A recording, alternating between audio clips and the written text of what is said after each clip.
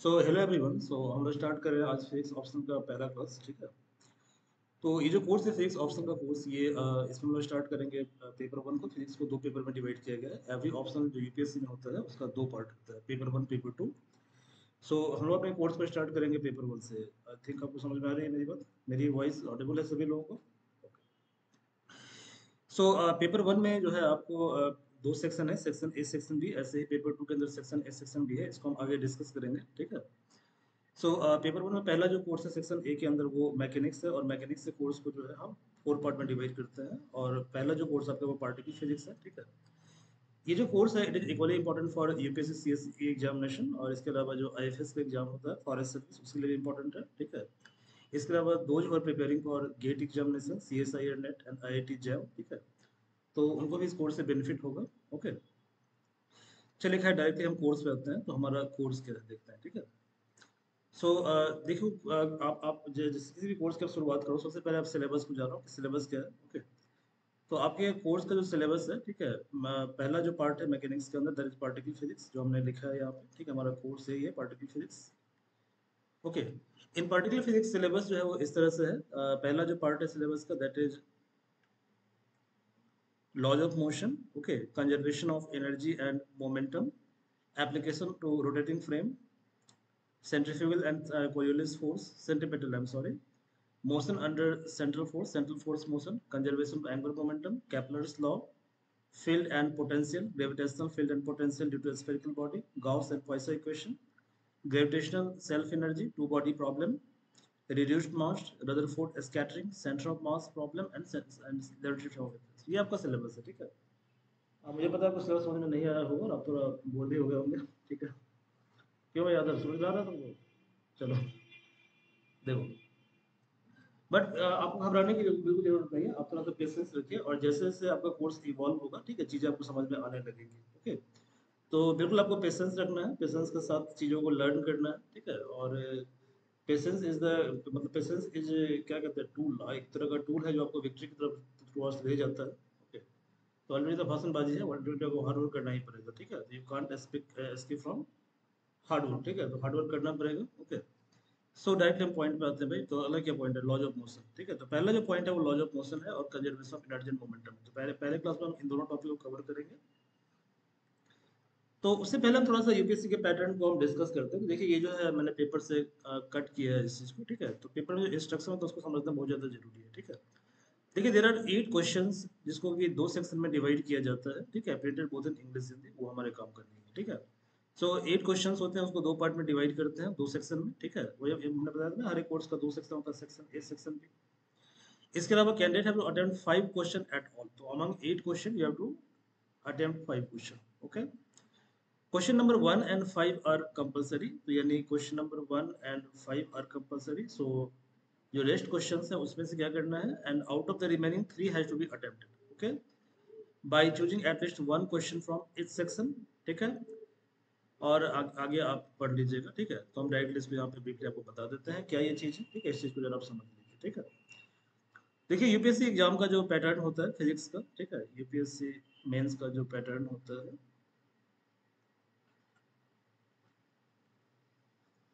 वो कुछ इस तरह से होता है। जैसे कि दो पेपर होता है, पेपर वन पेपर टू, और दोनों पेपर का जो फॉर्मेट है वो सेम रहता है। तो पेपर वन जो है वो 250 मार्क्स का होता है, और पेपर टू भी आपका 250 मार्क्स का होता है। यानी नेट एग्जाम होता है 500 मार्क्स का। ठीक है, कितने का एग्जाम होता है, 500 मार्क्स का। ओके, इसके अलावा जो 500 का जो एग्जाम हो रहा है, ठीक है, तो इसमें हम बात करते हैं दोनों पेपर की। तो हम बात करते हैं पहले पेपर वन की। ठीक है, तो पेपर वन हो या टू हो, चलिए दोनों को हम कंबाइन कर देते हैं, पेपर वन या पेपर टू हो। ठीक है, दोनों पेपर को हम क्या करते हैं कि सेक्शन ए और सेक्शन बी पेपर को दो पार्ट में डिवाइड किया जाता है। ओके, और यहाँ पे सेक्शन ए के अंदर क्वेश्चन नंबर 1 2 3 4 ये चार क्वेश्चन होते हैं, और क्वेश्चन नंबर 5 6 7 और 8 ये सेक्शन बी में होता है। आई थिंक ये आपको समझ में आ रहा है। चलिए, क्वेश्चन नंबर 1 और 5 ये कंपलसरी है, और इस तीन में से किसी एक क्वेश्चन को आप सेलेक्ट करना है, और इस तीन में से मिनिमम एक क्वेश्चन सेलेक्ट करना है। ठीक है, और मैक्सिमम तीन क्वेश्चन को आंसर करना है। तो या तो आप यहाँ से दो क्वेश्चन को सिलेक्ट कीजिए, तो यहाँ एक क्वेश्चन सेलेक्ट करना पड़ेगा, और यदि आप यहाँ पे एक क्वेश्चन को सिलेक्ट करते हैं तो यहाँ पे आपको दो क्वेश्चन को सिलेक्ट करना पड़ेगा, ठीक है। तो इस तरह से आपको क्या करना है कि क्वेश्चन 1 और 5 के अलावा जो है, ठीक है, तीन क्वेश्चन को एड्रेस करना है by choosing at least one question from H section, ठीक है। अब क्वेश्चन का पैटर्न और मार्क्स का डिस्ट्रीब्यूशन किस तरह का होता है, तो जैसे ये सेक्शन ए है और ये सेक्शन बी है। क्वेश्चन नंबर 1 का 5 पार्ट होगा, ठीक है, ए बी सी डी ई, और ये कंपलसरी क्वेश्चन है, ठीक है, इसको एड्रेस करना ही करना है। वन क्वेश्चन 10 मार्क्स का है, मतलब ये जो क्वेश्चन है इसका वेटेज होता है 50 मार्क्स, ठीक है। क्वेश्चन नंबर 2 जो है इसका 3 पार्ट होगा, ए बी सी। क्वेश्चन ए होगा 20 मार्क्स का, क्वेश्चन बी होगा 15 मार्क्स का, क्वेश्चन सी होगा 15 मार्क्स का, यानी ये क्वेश्चन 50 मार्क का होगा, ठीक है। Similar is the pattern of question number 3 and question number 4। तो इनका ही पैटर्न क्या होगा, सिमिलर होगा, 50-50 मार्क्स का। यानी जो सेक्शन ए है, ठीक है, इसका टोटल जो वेटेज है वो कितना है, टोटल वेटेज है, मतलब वैसे ये 200 नंबर का क्वेश्चन इसमें होता है, बट आपको एड्रेस तो करना है सिर्फ नेट 250 नंबर का। चलिए सेक्शन बी में हम देखते हैं क्वेश्चन नंबर 5, इसका भी 5 पार्ट होता है, ए बी सी डी ई, और ये क्वेश्चन कंपलसरी होता है, इसको स्किप नहीं कर सकते, ठीक है। 10 इंटू 5 50 मार्क्स। क्वेश्चन नंबर 6 जो होता है उसमें 3 पार्ट होते हैं, A B C, 20 marks 50 marks 50 marks, यानी 50 मार्क्स। सिमिलरली क्वेश्चन 7 का पैटर्न क्वेश्चन 6 की तरह होता है, क्वेश्चन 8 का पैटर्न क्वेश्चन 6 की तरह होता है, ठीक है। अब आप कहोगे कि भाई पेपर तो 250 मार्क्स का होता है, तो फिर यहाँ पे 200 मार्क्स का हो गया, यहाँ पे 200 मार्क्स का हो गया, मतलब 400 मार्क का पेपर हो गया, ठीक है, 400 मार्क का क्वेश्चन एड्रेस करना है, ठीक है। तो हमने क्या देखा था इंस्ट्रक्शन के अंदर कि only question number 1 and 5 are compulsory. इसके अलावा जो क्वेश्चन 2 3 4 है और क्वेश्चन 6 7 8 है, ठीक है, इन 6 क्वेश्चन में आपको 3 क्वेश्चन को एड्रेस करना है, ठीक है। यानी 1 और 5 हो गया 100 मार्क का, और 3 क्वेश्चन हो गया 150 मार्क्स का, तो 250 नंबर का क्वेश्चन आपको एड्रेस करना है 250 मार्क्स का, जिसमें से 2 3 4 में से कम एक क्वेश्चन सेलेक्ट करना है, और 6 7 8 में से कम एक क्वेश्चन सेलेक्ट करना है, ठीक है। तो ये आपका यूपीएससी का मेन पैटर्न है, ठीक है, और पैटर्न को जानना बहुत ज़्यादा जरूरी होता है, ठीक है। अब थोड़ा हम ये देख लेते हैं कि पेपर 1 और पेपर 2 में कोर्स कौन कौन सा होता है, ठीक है। तो paper 1,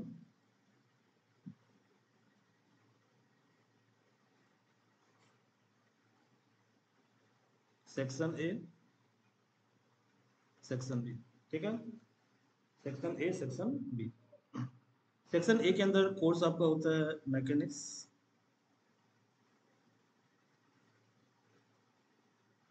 wave plus optics.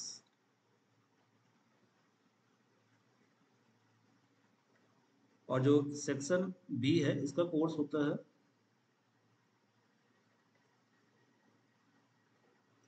Thermal physics और इलेक्ट्रोमैग्नेटिक थ्योरी, ईएमटी, ठीक है। पेपर 2, इसके अंदर भी दो सेक्शन होता है, section A section B. Section A के अंदर मेन जो कोर्स होता है वो है आपका क्वांटम मैकेनिक्स,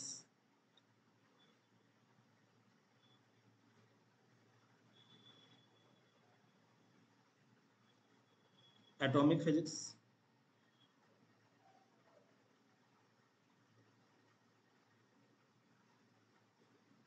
और मॉलिक्यूलर फिजिक्स। तो एटॉमिक फिजिक्स और मॉलिक्यूलर फिजिक्स ये कोर्स है आपका। सेक्शन बी के अंदर जो कोर्स है वो है आपका nuclear physics, solid state physics और इलेक्ट्रॉनिक्स। क्योंकि ये फिजिक्स का और इंटरेस्टिंग क्लास नहीं है, इसलिए हम इसमें टॉपिक वाइज बुक को डिस्कस नहीं करेंगे, ठीक है। तो जैसे जैसे हमारा कोर्स इवॉल्व होगा वैसे वैसे हम बुक के बारे में बात करते जाएंगे, ठीक है। तो जो हम स्टार्ट कर रहे हैं पेपर 1, पेपर 1, ठीक है, पेपर 1। तो पेपर 1 के अंदर 4 सेक्शन है, ठीक है। सॉरी, दो ग्रुप है, group A group B. Group A के अंदर दो कोर्स है, अभी हमने डिस्कस किया था।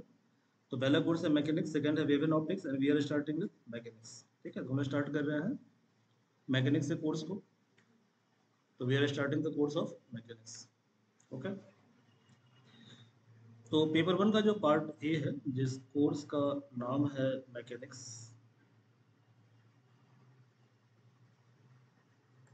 ओके, इसके अंदर 4 सब टॉपिक है।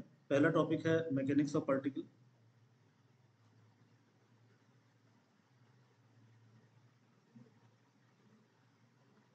Mechanics of particle. तो वैसे मेरी सलाह तो ये होगी कि आप सिर्फ नोट्स को पढ़ें, जो नोट्स आपको प्रोवाइड किया जा रहा है क्लास के अंदर, ठीक है। इसके अलावा जो भी ट्यूटोरियल सीट आपको दिया जाता है, ट्यूटोरियल सीट जो होता है वो लास्ट 20 ईयर क्वेश्चन बैंक का कलेक्शन होता है। तो यदि आप ट्यूटोरियल सीट और नोट्स पे कमांड कर लेते हैं, ठीक है, तो एग्जाम इजीली आप क्रैक कर सकते हैं, क्योंकि आपको कमांड होना चाहिए, ठीक है। बच्चे करते क्या है कि बस नोट्स की थोड़ी अंडरस्टैंडिंग होती है, उसको प्रॉपर्ली प्रैक्टिस नहीं करते। तो जब तक आप प्रैक्टिस नहीं करेंगे, चीज़ों का डेप्थ आपके अंदर नहीं आएगा, ठीक है। तो depth is very very much required, ठीक है। विदाउट डेप्थ आप यूपीएससी क्वेश्चन को सॉल्व नहीं कर सकता। और क्वेश्चन को सॉल्व करने के बाद भी it require lots of practice, ठीक है। कि कैसे एग्जाम कंडीशन के अंदर क्वेश्चन को सॉल्व करते हैं, ठीक है। कैसे एक क्वेश्चन को सॉल्व करने में आप कितना टाइम एलोकेट करते हैं, कितना टाइम आप लेते हैं, आपका राइटिंग पैटर्न क्या होता है, आप एग्जाम के अंदर फिजिक्स को ज़्यादा लिखते हैं या मैथ्स को ज़्यादा यूज करते हैं। तो इन सब बातों को आपको ध्यान में रखना है, ठीक है। तो ये स्ट्रैटेजी जो इस पर आप ज़्यादा वर्क करें बेटर रहेगा। तो इससे पहले आप नोट्स को करें और नोट्स के साथ साथ क्वेश्चन बैंक को सॉल्व करें, और जब नोट्स और क्वेश्चन बैंक पे आपका कमांड हो जाता है, ठीक है, देन जो स्टैंडर्ड बुक होती है, सारी बुक्स नहीं, ठीक है, जो स्टैंडर्ड बुक्स होती है उसको फॉलो करें, और वहाँ से जो इंपॉर्टेंट पॉइंट होता है उस पॉइंट को जॉट डाउन करके अपने आंसर में उसको रेप्लिकेट करें आप, ठीक है। तो ये जो है मतलब क्या कहते हैं, मार्क्स को गुड मार्क्स फेच करने का एक अच्छा तरीका होता है, ठीक है। तो मैं यहाँ पे कोर्स वाइज बुक का चैप्टर यहाँ पे मेंशन कर देता हूँ, यदि आप चाहें तो बुक को पढ़ सकते हैं, ठीक है। बट मेरी सलाह ये है कि पहले आप क्लास को करें, क्लास के बाद क्लास के नोट्स अच्छी तरह कमांड बनाए, ठीक है। इसके साथ साथ जो आपको ट्यूटोरियल सीट जो दिया जाता है, ठीक है, वो सीट क्या होता है, यूपीएससी क्वेश्चन बैंक का कलेक्शन होता है। उस सीट पे मेनली जो हम क्वेश्चन कवर करेंगे, ठीक है, वो हम करेंगे 1979 से हम कवर करेंगे, ठीक है। 2022 के पेपर को हम पूरा कवर करेंगे, ठीक है। तो यदि इतना पेपर आप सॉल्व कर लेते हैं, तो मुझे नहीं लगता है कि मतलब फिजिक्स में से ज़्यादा आपको जाने की जरूरत है। और यदि आपने नोट्स पूरा पढ़ा हुआ है, क्वेश्चन बैंक बनाया हुआ है, तो बुक पढ़ना आपके लिए काफ़ी ईजी हो जाएगा। लेकिन आप स्टार्टिंग में बुक पढ़ना स्टार्ट कर देंगे, तो आपको ये पता नहीं चल पाएगा कि बुक के अंदर क्या इंपॉर्टेंट है और क्या इंपॉर्टेंट नहीं है, ठीक है। तो हो सकता है कि आपको फिजिक्स पढ़ने में थोड़ा मजा आने लगे, तो ज़्यादा मजा नहीं लाना इसमें, ठीक है। समझ रहे हैं मेरी बात को। आपको कोर्स को मतलब कोर्स को एंजॉय करना है, अच्छी बात है, ठीक है। बट कोर्स से ज़्यादा इमोशनली अटैच आपको नहीं होना, ठीक है।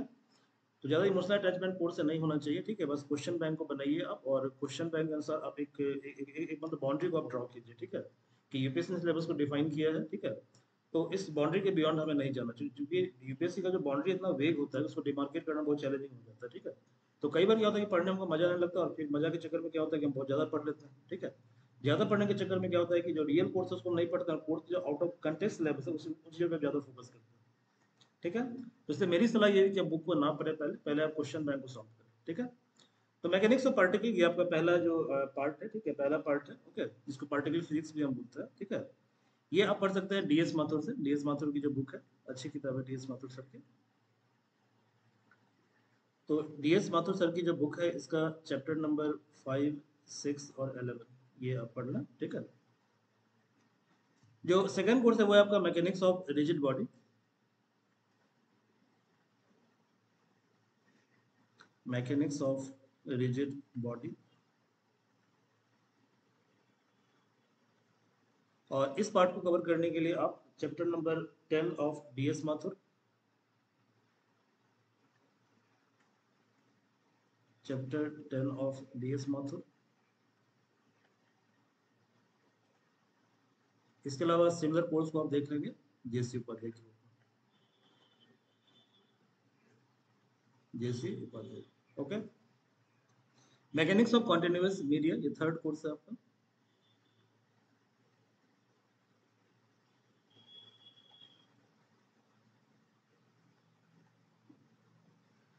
Continuous media. तो इस पोर्शन को कवर करने के लिए आप देखिए chapter number 12, 13, 14 of DS Mathur.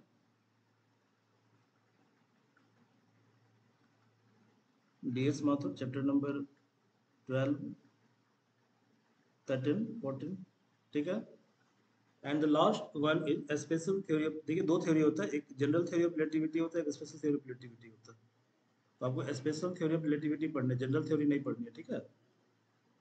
समझ रहे मेरी बात को। विद्यार्थी क्या करता है, ज़्यादा होशियारी बनने के चक्कर में जो बुक आती है ना जनरल थ्योरी रिलेटेड इंटरेस्टिंग खरीदने की, उसको पढ़ना स्टार्ट कर देता है, ठीक है। तो उतना हाईफाई किताब पढ़ने की जरूरत नहीं, पहले आप बेसिक किताब पढ़िए, ठीक है। जब कॉन्सेप्ट आपका डेवलप हो जाता है, इसके बाद आप मतलब हायर किताब पे जंप करें, क्योंकि सडनली आप जब हायर किताब पे जंप करेंगे तो आपका क्या बेसिक क्लियर है नहीं, ठीक है। तो वहाँ पे आप शायद प्रॉब्लम को फेस कर सकते हैं और मे बी आपका मोरल काफ़ी डाउन हो जाए, ठीक है।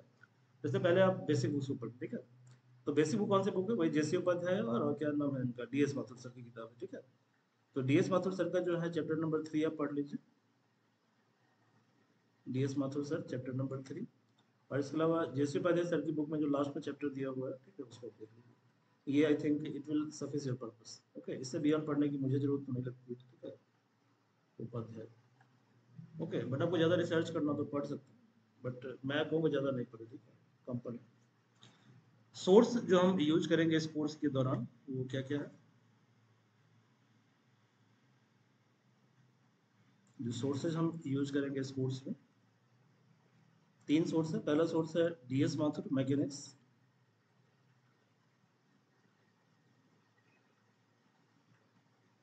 DS Mathur sir. Second book जो हम यूज करेंगे that is JC Upadhyay sir,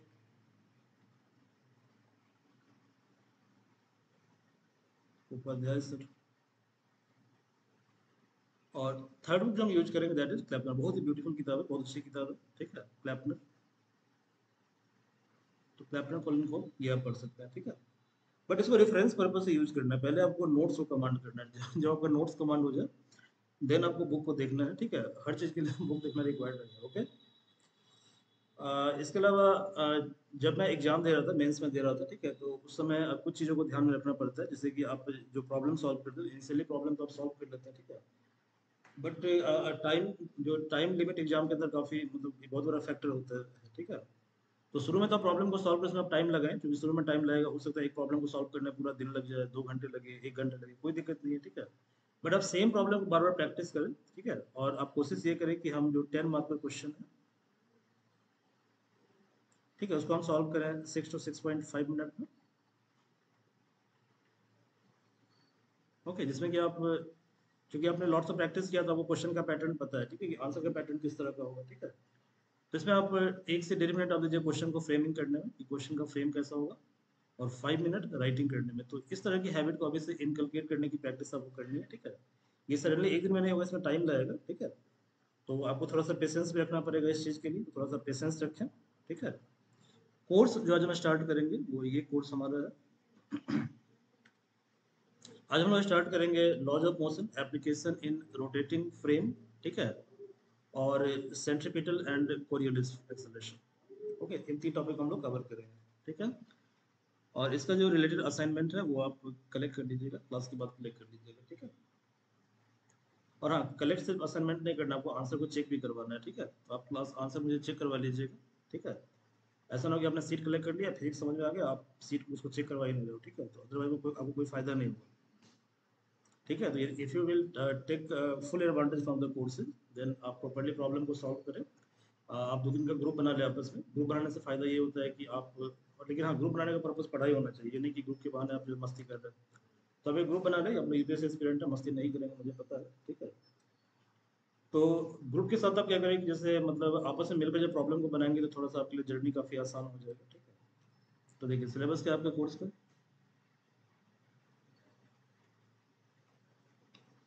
syllabus तो हम लोग कवर करेंगे laws of motion,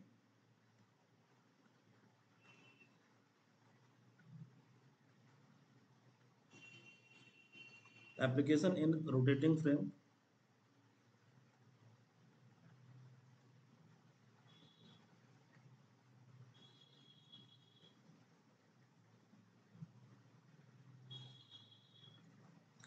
centripetal and Coriolis acceleration.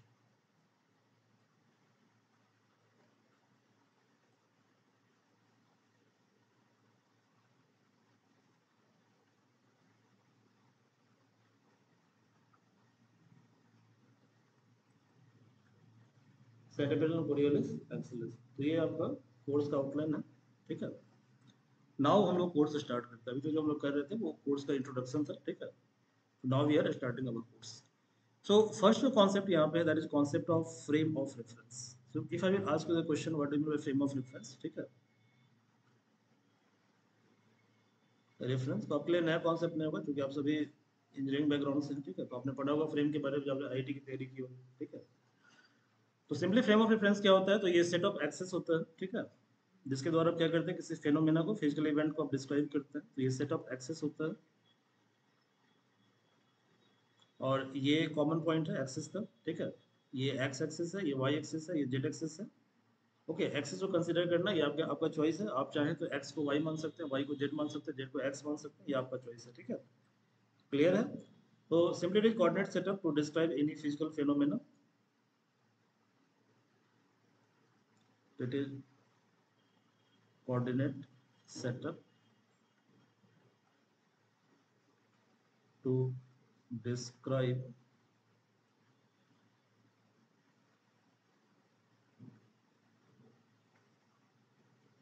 Any physical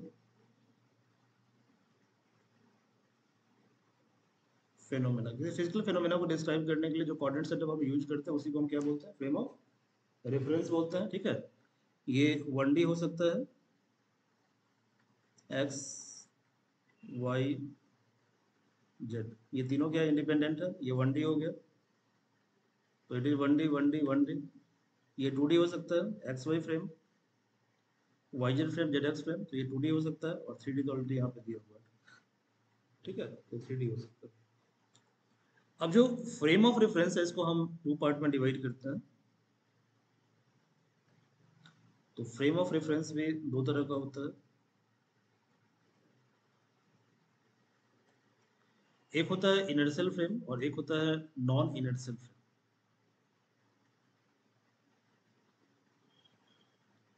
तो first is inertial frame,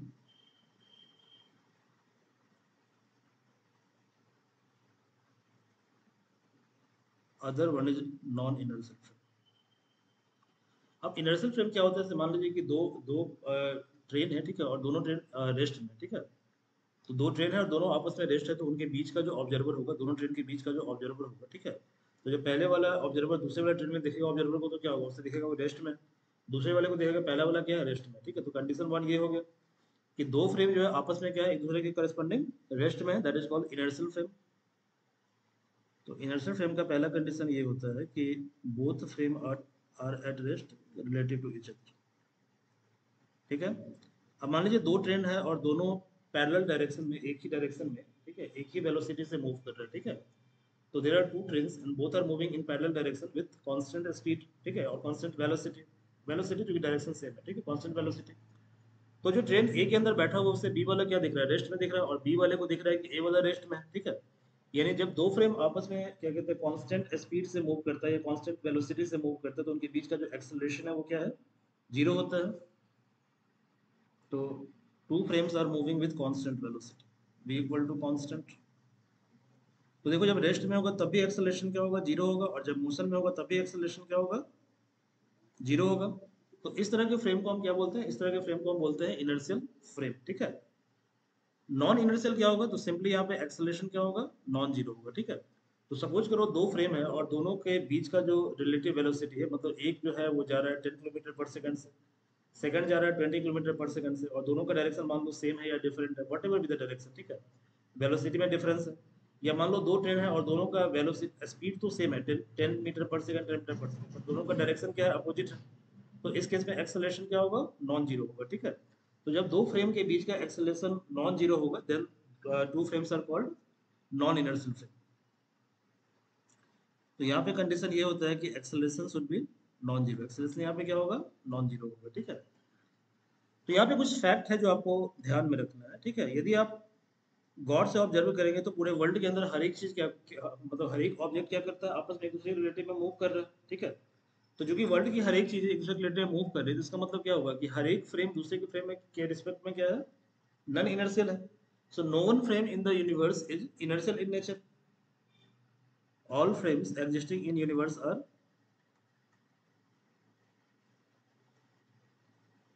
all frames existing in universe are non inertial in nature,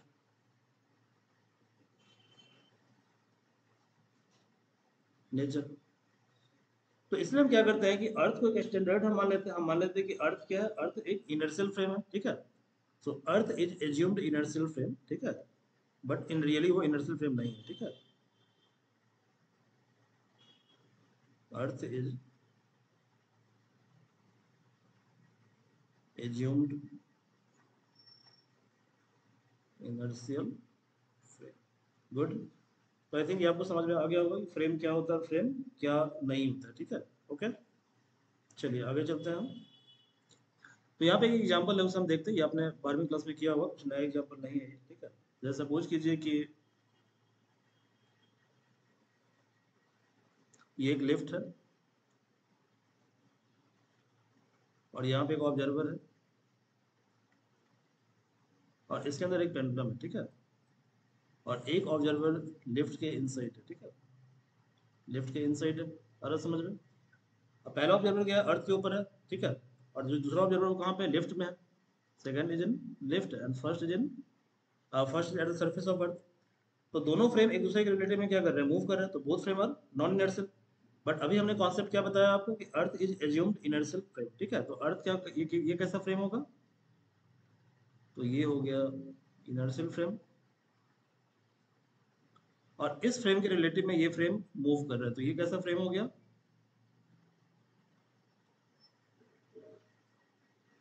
it is non inertial frame, good.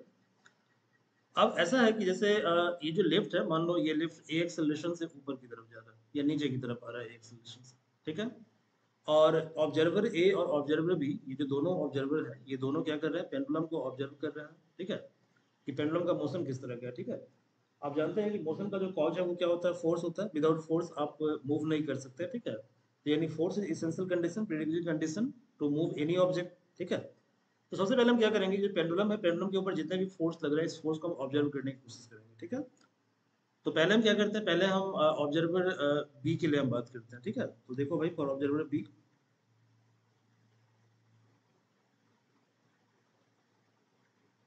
Observer B, पहले हम B की बात करते हैं, observer B. तो observer B को ऐसा अपियर हो रहा है कि जो पेंडुलम है ये रेस्ट में है, यानी ऑब्जर्वर बी के लिए यहाँ पे देखो, पेंडुलम के नीचे कौन सा फोर्स लग रहा है, नीचे लग रहा है mg फोर्स, यदि इस बॉब का मास m है और इस फोर्स को बैलेंस किया जा रहा है टेंशन फोर्स के द्वारा। तो ऊपर कौन सा फ्रेम है, सॉरी फोर्स है, वो टेंशन फोर्स है, ठीक है। यानी फॉर ऑब्जर्वर बी, क्योंकि एक्सेलरेशन जीरो है, ये बॉडी मूव नहीं कर रहा है, इसका मतलब ये हुआ कि इस बॉडी पर जो नेट फोर्स लग रहा है वो जीरो है। और नेट फोर्स जीरो तभी होगा जब क्या होगा, टेंशन और mg आपस में इक्वल होगा, ठीक है, फॉर ऑब्जर्वर ए, ठीक है। बट यदि हम बात करें ऑब्जर्वर, सॉरी मैंने ए बोल दिया था, ऑब्जर्वर बी था वो। ये ऑब्जर्वर ए के बारे में बात करें, तो देखो यहाँ पर क्या हो रहा है कि ये आपका mg फोर्स है, ये आपका टेंशन फोर्स है, ये दो अलग अलग फोर्स है। और ये जो पर्टिकुलर लिफ्ट है, ये लिफ्ट क्या हो रहा है, ए की तुलना में ए एक्सेलरेशन से नीचे आ रहा है, ठीक है। तो जिधर मोशन होता है उधर का फोर्स पॉजिटिव होता है और मोशन के अगेंस्ट का फोर्स क्या होता है, नेगेटिव होता है, ठीक है। तो मोशन जो कि डाउनवर्ड डायरेक्शन में हो रहा है, इसलिए mg क्या होगा, mg पॉजिटिव फोर्स होगा और इसके अपोजिट फोर्स क्या होगा, नेगेटिव फोर्स होगा, ठीक है। और ये पॉजिटिव है तो ये फोर्स क्या है, ज्यादा फोर्स है, और ये फोर्स क्या है, कम फोर्स है, ठीक है। तो इन दोनों फोर्स का जो डिफरेंस है उसके कारण क्या हो रहा है, उसके कारण पेंडुलम जो है वो नीचे की तरफ आ रहा है एक एक्सेलरेशन से, ठीक है। तो यदि आप देखोगे तो नेट फोर्स जो है वो कितना है, तो नेट फोर्स है आपका mg minus tension equal to mass into acceleration. तो यहाँ से टेंशन की वैल्यू कितनी हो जाएगी, टेंशन की वैल्यू हो जाएगी mg माइनस ma। तो if you will compare equation first and second, ठीक है, तो आप देख रहे हो कि एक ही प्रॉब्लम में टेंशन का क्या है, दो दो फार्मूला आ रहा है। पहला फार्मूला आ रहा है mg और सेकंड कैसे फार्मूला आ रहा है mg माइनस ma। अब हम एक काम करते हैं कि इस ऑब्जर्वर को जो है ना, इस लिफ्ट को हम ऊपर की तरफ ले जाते हैं, ठीक है।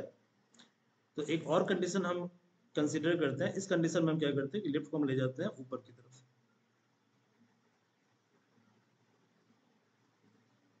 तो जब लिफ्ट को हम ऊपर की तरफ लेकर जाएंगे तो इस केस में क्या होगा कि टेंशन फोर्स जो पॉजिटिव हो जाएगा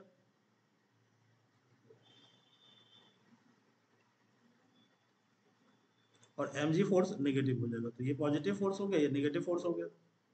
तो नेट फोर्स क्या होगा यहाँ पे, T minus M G equal to M A. अब टेंशन का फॉर्मूला क्या आ रहा है, M G plus M A, equation number 3। तो यानी जैसे हम देख रहे हैं कि एक ही पर्टिकुलर प्रॉब्लम को जब हम तीन डिफरेंट कंडीशन में सॉल्व करते हैं तो तीन डिफरेंट डिफरेंट वैल्यू आता है टेंशन का। तो ऐसा क्यों हो रहा है, ठीक है। तो देखो T equal to M G, ये जो फॉर्मूला आ रहा है ये आपको आ रहा है इनर्शियल फ्रेम के अंदर, ठीक है। लेकिन जब हम सॉरी नॉन इनर्शियल फ्रेम के अंदर, लेकिन जब इनर्शियल फ्रेम के अंदर प्रॉब्लम को सॉल्व करते हैं तो पहले कंडीशन में आता है T equal to M G minus M A, second condition में T equal to M G plus M A आता है।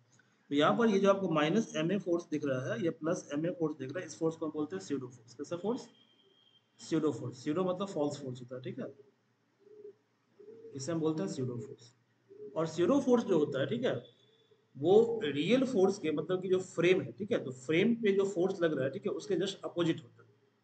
ओके, तो it is opposite to real force,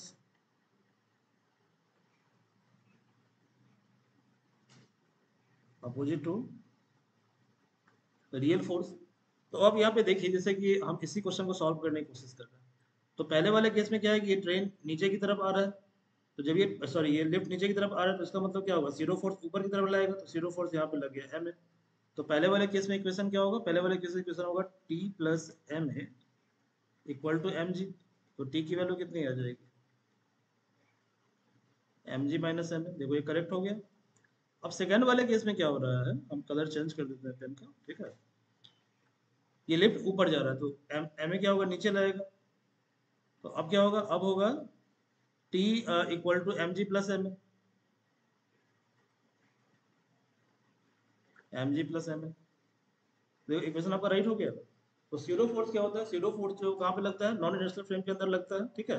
sero force क्या होता है, रियल फोर्स के जस्ट अपोजिट होता है, बट सीरो फोर्स का जो मैग्नीट्यूड है वो रियल फोर्स के इक्विवेलेंट होता है, ये बराबर होता है, ठीक है।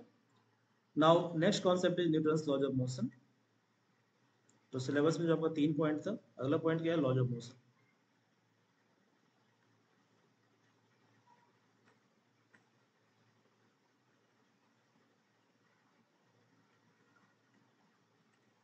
Laws of motion, there are 3 laws of motion. So first law of motion ये कहता है, फर्स्ट लॉ ऑफ मोशन ये कहता है कि यदि ऑब्जेक्ट रेस्ट में तो रेस्ट में रहेगा और मोशन में तो मोशन में रहेगा, ठीक है। तो सिंपली ये कह रहा है कि रेस्ट में है तो इसका मतलब एक्सेलरेशन क्या है, जीरो है, और एक्सेलरेशन जीरो का मतलब क्या है, नेट फोर्स जीरो है। That means net force is zero. And if any object is moving with constant velocity, तो velocity is constant, that means acceleration is zero. And if acceleration is zero, force is zero, ठीक है। इसी को बोलते हैं first laws of motion. यानी object क्या है, ऑब्जेक्ट रेस्ट में है तो रेस्ट में रहेगा, और यदि वो कांस्टेंट वेलोसिटी से मूव कर रहा है तो ये कांस्टेंट वेलोसिटी से मूव करेगा, ठीक है, until unless some external force is not applied. Okay, तो देखो फॉर्मूला हुआ A equal to zero only if F equal to zero. अब इससे हम थोड़ा सा इसके अंदर फॉर्म में लिख लेते हैं। तो ये कौन सा फॉर्म है, ये फर्स्ट लॉ ऑफ मोशन का वेक्टर फॉर्म, वेक्टर फॉर्म। अब इसे हम वेक्टर फॉर्म से कन्वर्ट कर देते हैं स्केलर फॉर्म।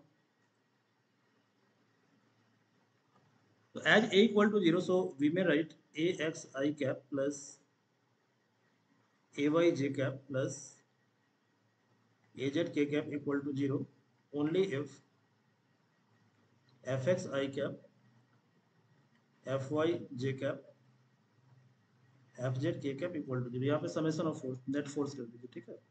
तो ये समेशन हो जाएगा। तो यहाँ से कंडीशन क्या आया, यहाँ से कंडीशन ये आया कि for X axis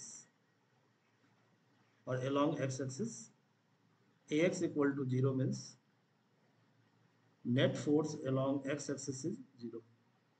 Similarly for y axis ay equal to zero means net force is zero along zero, ठीक है। And similarly for z axis az equal to zero implies net force along z axis is zero। तो ये जो form आपको दिख रहा है ये स्केलर फॉर्म है, ठीक है, ये स्केलर फॉर्म है लॉज ऑफ मोशन का। तो ये स्केलर फॉर्म ऑफ इक्वेशन, ये न्यूटन का फर्स्ट लॉ था। न्यूटन का सेकंड लॉ क्या कहता है? छूट गया, चलो लिखो।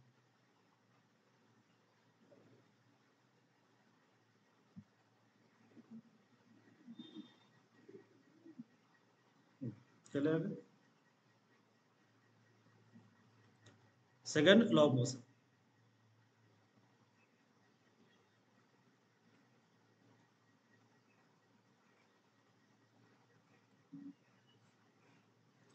तो आप जानते हैं कि momentum equal to mass into velocity होता है, नहीं जानते तो याद कर लीजिए, momentum equal to mass into velocity होता है, ठीक है।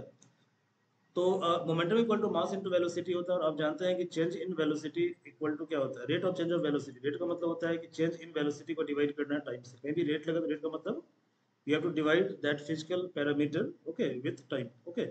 जैसे rate of change of velocity मतलब delta V by delta T, rate of change of distance that is delta S by delta T, okay. So किसी फिजिकल पैरामीटर के पीछे यदि रेट लगा तो रेट का मतलब उसको टाइम से डिवाइड करना है, ठीक है। तो न्यूटन का सेकंड लॉ ऑफ मोशन ये कहता है कि rate of change of momentum जो होता है, ठीक है, क्या कहता है? Rate of change of momentum. Momentum क्या है? Mass into velocity, okay. तो मोमेंटम का चेंज होना और उसको टाइम से डिवाइड करना, that is rate of change of momentum. It is proportional to, directly proportional to applied force. तो जितना फोर्स हम लगाएंगे मोमेंटम क्या होगा? उसी रफ्तार से चेंज होगा, ठीक है। तो सिंपली क्या है कि rate of change of momentum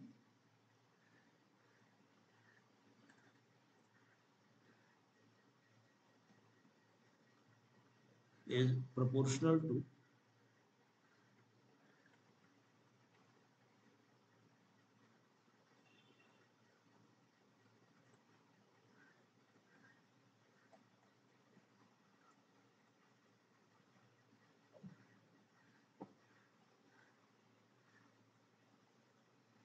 F external, मतलब एक्सटर्नल फोर्स अप्लाइड। तो आप यहाँ पे लिख सकते हो कि F external is proportional to dp by dt, rate of change of momentum. So F external equal to some constant into dp by dt। अब डायमेंशन फार्मूला पढ़े होंगे तो उससे आप k का वैल्यू अब 1 निकाल लीजिए, ठीक है। तो वहां से k का वैल्यू कितना आ जाएगा? 1 आ जाएगा, ठीक है, यूजिंग डायमेंशन फार्मूला, ठीक है। ये आप डायरेक्टली लिख दो कि एक्सपेरिमेंटली k इक्वल टू 1, ठीक है। तो F external equal to dp by dt, so it is d by dt mass into velocity। तो इसे आप क्या लिखेंगे? m dv by dt plus v dm by dt। कैसे लिखा पता है ना? d by dx u into v equal कितना होता है? du by dx v plus v du by dx, ये फॉर्मूला होता है, ओके। तो ये जो इक्वेशन है इसका दो पार्ट है। पहला जो पार्ट है इसमें क्या है? मास कांस्टेंट है। यहाँ पे मास क्या कांस्टेंट है, और यहाँ पे क्या है? यहाँ पे स्पीड कांस्टेंट। यहाँ पे मास क्या है? वेरिएबल है, ठीक है। तो आप लिख सकते हो second law of motion,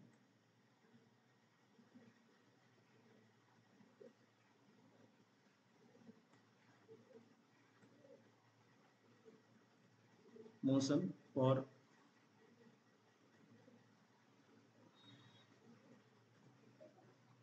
constant mass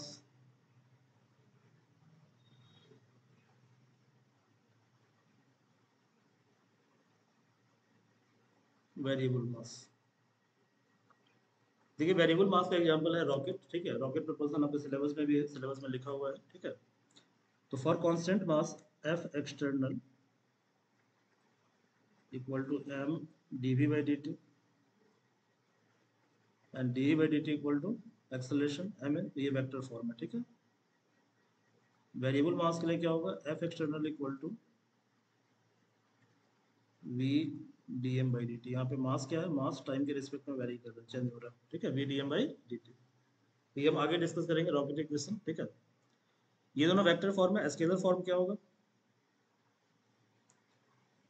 scalar form तो वही होगा F external, sorry,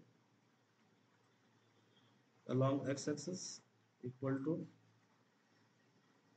max F external along y axis equal to MAY.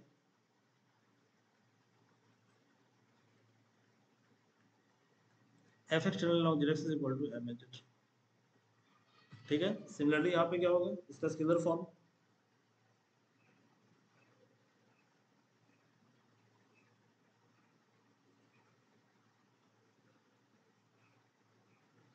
F external along x axis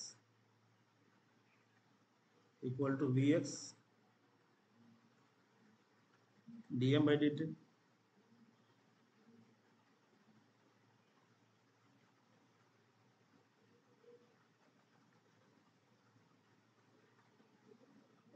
Vy dm by dt.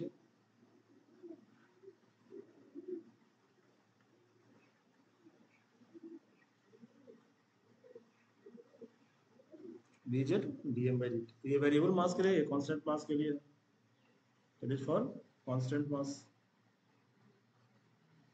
ठीक है, कांस्टेंट मास, ये आपको समझ में आ गया होगा। चलिए आगे देखिए, centripetal force and Coriolis force. Okay, ये आपका नेक्स्ट टॉपिक है।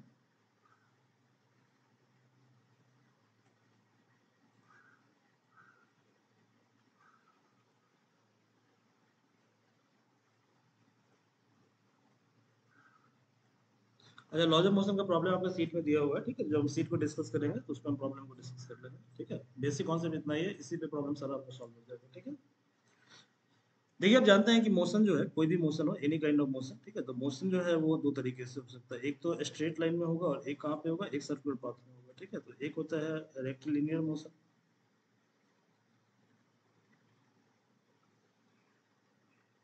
और ये स्ट्रेट लाइन में होता है, और एक होता है सर्कुलर मोशन। तो सर्कुलर मोशन कहाँ पे होगा, सर्कुलर में होगा,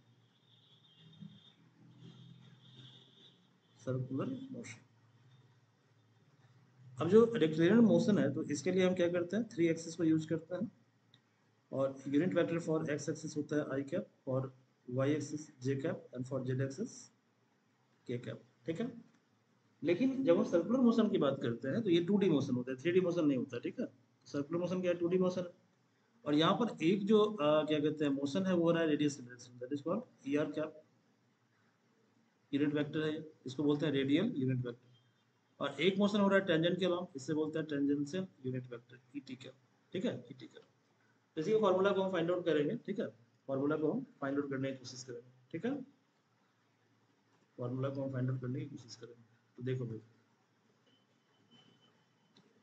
रेडियल यूनिट वेक्टर,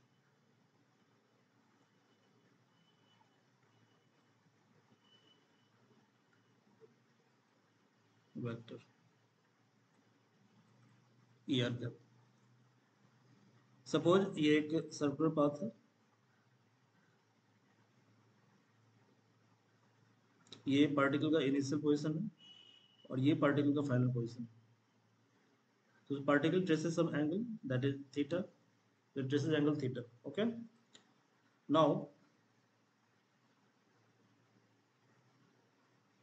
ये सर्कुलर पाथ है। ठीक है जी, तो हमने यहाँ पे एक एक्सिस ड्रॉ कर लिया x, तो this line and this line is parallel lines, that's why this angle theta, ये एंगल थीटा होगा। और ये हमने मान लिया y एक्सिस, तो this is your y axis, this is your x axis, और ये जो पाथ है ये सर्कुलर पाथ है। ठीक है, और पार्टिकल जो है वो पहले इस पॉइंट पे था, बाद में इस पॉइंट पे चला गया, तो हमने इसे मान लिया a और m, मान लीजिए, मान लिया हमने। हमने क्या किया, यहाँ से परपेंडिकुलर ड्रॉप किया। ठीक है, और ये था एम एन, और ये था एम आर। ठीक है, एम एन एम आर अलग से इसको ड्रॉ कर लीजिए। ये एक्स एक्सिस है, ये वाई एक्सिस है, ये आपका ए एम है,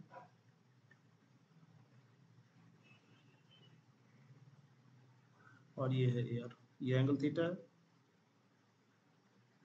थीटा है। सो फ्रॉम ट्रायंगल लॉ, ठीक है, ये एन है ना, this is N. From triangle law आप क्या लिख सकते हैं कि in triangle A M N, A M N, this vector, that is am vector,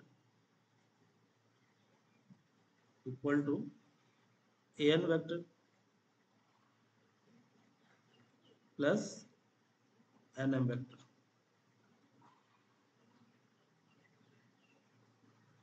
now ये जो am वेक्टर इसे आप लिख सकते हो am into er cap, where er cap is unit vector और am क्या है इसका मैग्नीट्यूड है, ठीक है। Now what is an? तो an is am cos theta,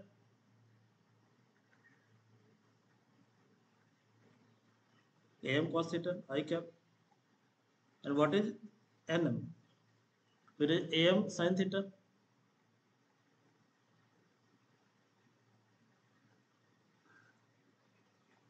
j cap. So took am common, cos theta I plus sin theta j, am cancel out, so unit vector er cap equal to I cos theta plus j sin theta। Okay, I cos theta plus j sin theta। Similarly तो इसे हम बोलते हैं radial unit vector, ठीक है। Similarly you have to find out tangential unit vector.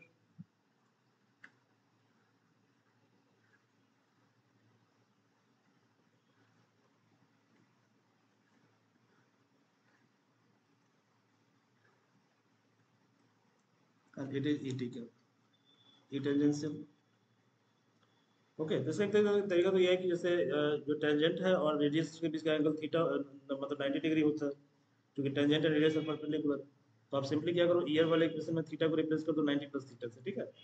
तो ये shortcut तरीका है, बट हम थोड़ा लॉन्ग मेथड से देखते हैं, ठीक है। फिर हम शॉर्टकट तरीके को फॉलो करेंगे। तो देखो, ये जो था आपका ईयर था जो हमने फाइंड आउट कर लिया था, और ये है आपका ईटी जो हमें फाइंड आउट करना है, ठीक है।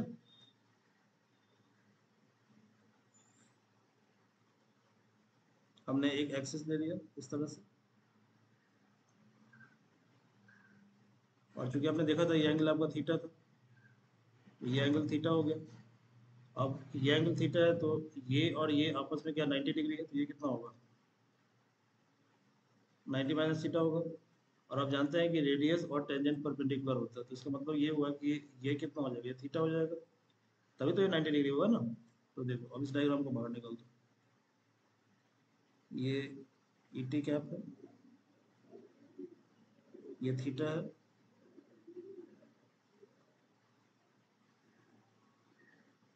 इसे मान लीजिए A M R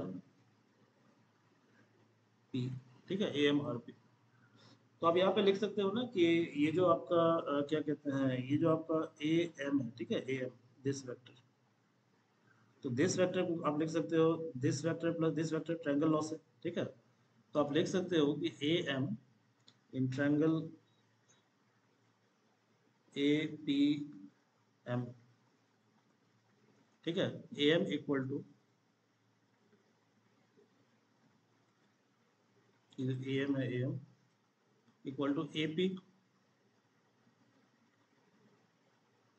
this one plus P M, A P plus P M, ठीक है। अब ये जो एपी है, एपी, ठीक है, एपी कितना होगा, एपी हो जाएगा आपका ए एम कॉस थीटा है क्या। तो पहले तो आप ए एम को लिखो A M into E tangential, और एपी को आप लिख सकते हो ए एम कॉस थीटा,